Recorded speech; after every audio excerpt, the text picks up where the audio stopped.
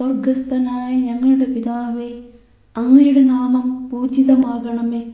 അങ്ങയുടെ രാജ്യം വരേണമേ.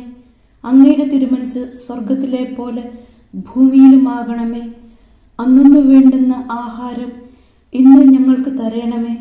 ഞങ്ങളോട് തെറ്റ് ചെയ്യുന്നവരോട് ഞങ്ങൾ ക്ഷമിക്കുന്നത് പോലെ ഞങ്ങളുടെ തെറ്റുകൾ ഞങ്ങളോടും ക്ഷമിക്കണമേ. ഞങ്ങളെ പ്രലോഭനത്തിൽ ഉൾപ്പെടുത്തരുത്, തിന്മയിൽ നിന്നും ഞങ്ങളെ രക്ഷിക്കണമേ. ആമേൻ.